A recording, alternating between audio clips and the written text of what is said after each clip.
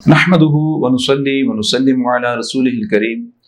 اما بعد فاعوذ بالله من الشيطان الرجيم بسم الله الرحمن الرحيم فاسألوا اهل الذكر ان كنتم لا تعلمون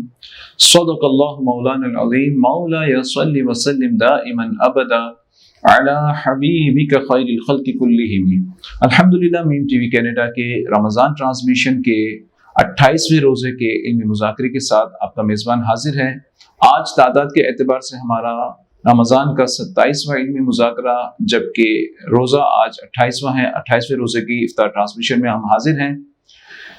سوال جواب کا سلسلہ ہے۔ پوچھا گیا کہ عورت کے ایام مخصوصہ میں چھوٹے ہوئے روزے اگر شوال میں رکھے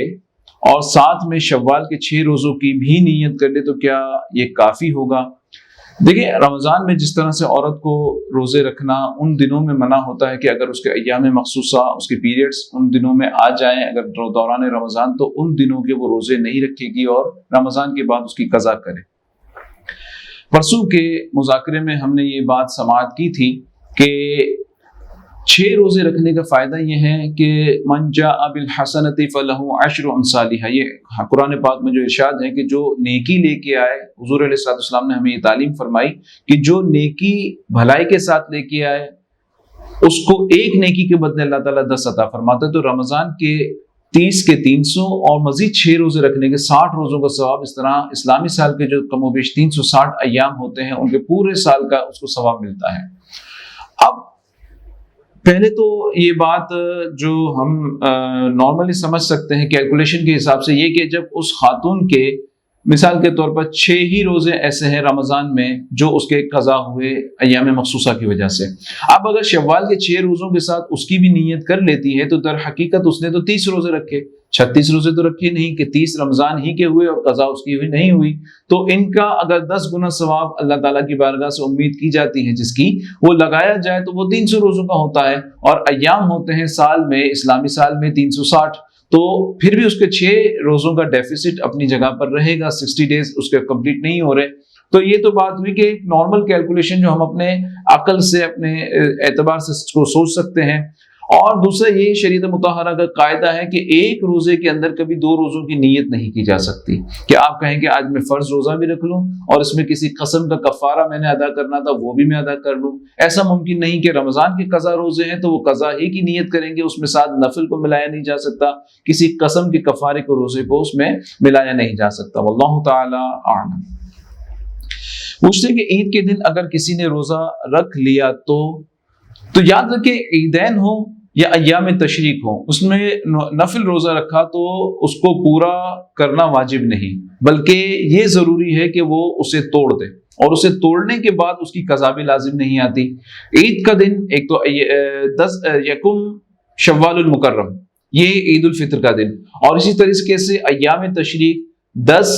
11 12 اور 13، یہ ذی الحجہ کے دن جو مکروہ تحریمی ہیں جن کا روزہ رکھنا 4 دن یہ، اور ایک یکم شوال المکرم عید الفطر کا دن، یہ 5 روزے مکروہ تحریمی ہیں۔ ہر مسلمان کے لیے اس دن روزہ رکھنا منع ہے، کیونکہ یہ ضیافت اللہ، یعنی اللہ تعالیٰ کی میزبانی سے روگردانی کرنا ہے۔ اس دن اللہ تعالیٰ بندوں کی میزبانی کرتا ہے اور وہ چاہتا ہے کہ بندے کھائے پیئیں۔ اب ان دنوں میں روزہ رکھنا مکروہ تحریمی ہے۔ رہی بات 9 ذی الحجہ کی یوم عرفہ کا روزہ، تو اس کی اپنی فضیلت ہے، غیر حاجی کے لیے وہ روزہ رکھنا مستحب ہے، لیکن حاجی کے لیے بہرحال وہ جو عرفہ کے میدان میں اس دن موجود ہے احرام کی حالت میں، اس کے لیے بہرحال یہ روزہ مکروہ رہے گا۔ غیر حاجی کے لیے وہ روزہ رکھنا مستحب ہے۔ ایام تشریق یوں 5 ہوتے ہیں، لیکن آخر کے 4 جو دن ہیں 10 11 12 اور 13، اس دن میں غیر حاجی کے لیے روزے رکھنا مکروہ تحریمی ہے۔ اب اگر عید کے دن یا ایام تشریق میں کسی نے روزہ رکھا تو اس کے لیے لازم ہے کہ وہ اس روزے کو توڑ دے، اور اس کے ذمے اس کی قضا بھی نہیں آتی۔ واللہ تعالی اعلم۔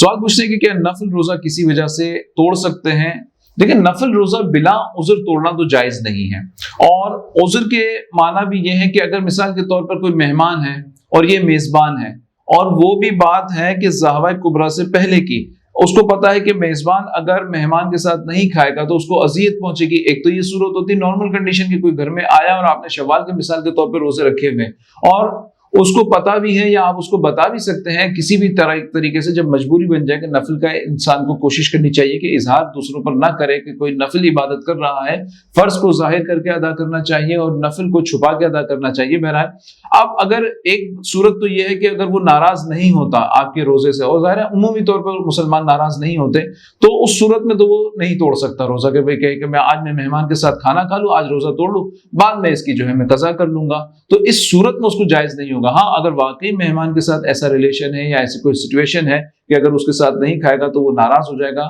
تو وہ بھی ضحوہ کبریٰ سے پہلے جو ہے اس کو توڑ سکتا ہے۔ اور اگر ماں باپ کی ناراضگی ہو کہ نفل روزہ رکھا، والدین منع کرے نہیں آج نفل روزہ نہ رکھو، تو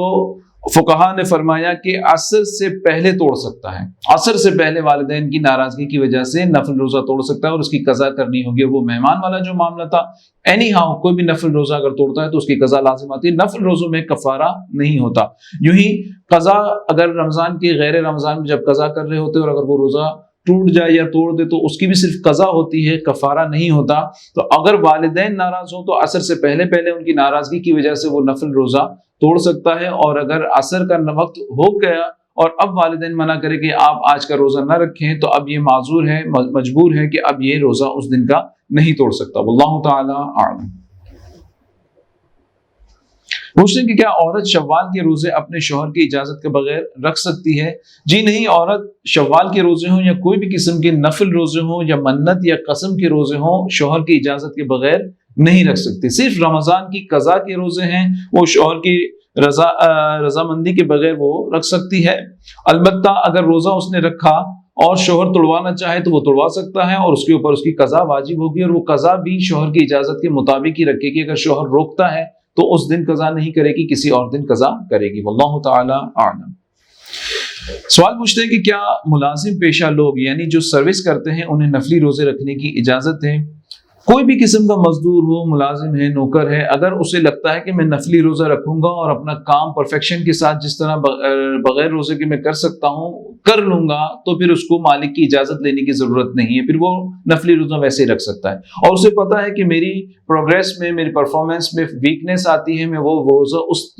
پرفارمنس کے ساتھ روزے کے ساتھ میں اپنی ڈیوٹی نہیں کر سکوں گا، تو یا تو اس دن کا نفلی روزہ نہ رکھے، اور اگر رکھنا ہے تو اپنی مالک جس کی وہ ملازمت کر رہا ہے اس سے اجازت لے لے کہ میں اس دن کا نفلی روزہ رکھنا چاہتا ہوں۔ تو جو ظاہر وہ انڈرسٹینڈنگ ہے کہ وہ ویکنیس آتی ہے تو وہ اگر اجازت دے دیتے ہیں تو پھر وہ روزہ رکھ سکتا ہے۔ واللہ تعالی اعلم۔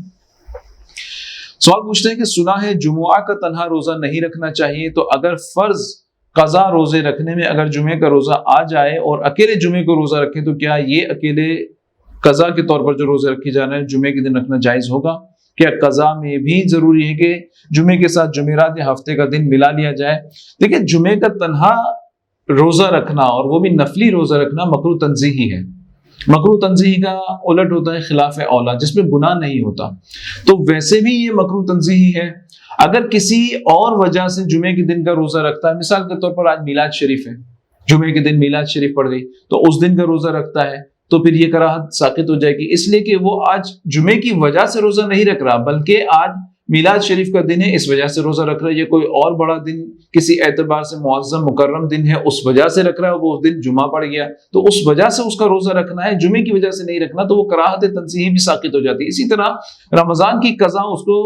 سوٹیبل لگتا ہے کہ یار میں جمعے کے دن فری ہوں، میں روزہ رکھ کے جو ہے میں ایزی ہو کے میں اس دن قضا کر سکتا ہوں اپنے فلاں چھوٹے ہوئے رمضان کے روزے کی، تو وہ تنہا رمضان کا روزہ اگر جمعے کے دن تنہا جمعے کے دن بھی رکھے گا تو اس پہ اس کی کراہت لازم نہیں آئے گی، یہ جائز ہوگا۔ واللہ تعالی اعلم۔ سوال پوچھتے ہیں کہ کیا زکوٰۃ سے اپنے مرحوم والد پر موجود قرض کو اتار سکتا ہے؟ جی نہیں، جب تک وہ خود غنی ہے تو اس کے والد کو ظاہر ہے جب وہ زکوٰۃ دے رہا ہے تو اس کا مطلب وہ غنی ہے، تو جب وہ زکوٰۃ دے رہا ہے تو اپنے والد کے قرض کو اتارنے کے لیے زکوٰۃ نہیں دے سکتا۔ یہ یوں ہی ہو گیا کہ گویا اپنے والد کو زکوٰۃ دے رہا ہے کیونکہ ان کے ذمہ یہ قرض تھا، وہ مرحوم ہو گئے، لیکن اب ان کا قرضہ اس کی ذمہ داری ہے، اس کو زکوٰۃ سے ادا نہیں کر سکتا بلکہ اسے اس جو ہے اس کو قرض کو اس نے زکوٰۃ کے طور پر نہیں بلکہ قرض کے طور پر ادا کرنا، یہ اس کے اوپر لائبلٹی ہے، اس کو زکوٰۃ کی مد میں نہیں شمار کر سکتا۔ واللہ تعالی اعلم۔ اللہ تعالیٰ سے دعا ہے کہ اللہ تعالیٰ ہمارے اس سلسلے کو، اس سیگمنٹ کو اپنی بارگاہ اقدس میں قبول فرمائے۔ رمضان کے علمی مذاکرے، اس سال کے رمضان کے علمی مذاکرے کے اعتبار سے یہ آج ہمارا آخری پروگرام تھا۔ انشاءاللہ عید کے بعد جس طرح سے ہم رمضان سے پہلے معمول کے مطابق اپنے ہفتہ واری علمی مذاکرہ کرتے تھے، انشاءاللہ رمضان کے بعد بھی اسی طرح سلسلہ جاری رہے گا۔ اسکرین پر آپ کے پاس ای میل ایڈریس اور واٹس ایپ نمبر موجود ہے، آپ اپنے سوالات اس پر بھیج سکتے ہیں۔ انشاءاللہ آئندہ پروگرام جو ہفتہ واری ہمارے سیگمنٹ چلتا رہے گا انشاءاللہ تعالی، اس میں آپ کے سوالات کے جوابات جلد از جلد دینے کی کوشش کی جائے گی۔ رمضان کے بعد آپ سے دوبارہ ملاقات ہوگی، تب تک کے لیے اجازت۔ السلام علیکم ورحمۃ اللہ وبرکاتہ۔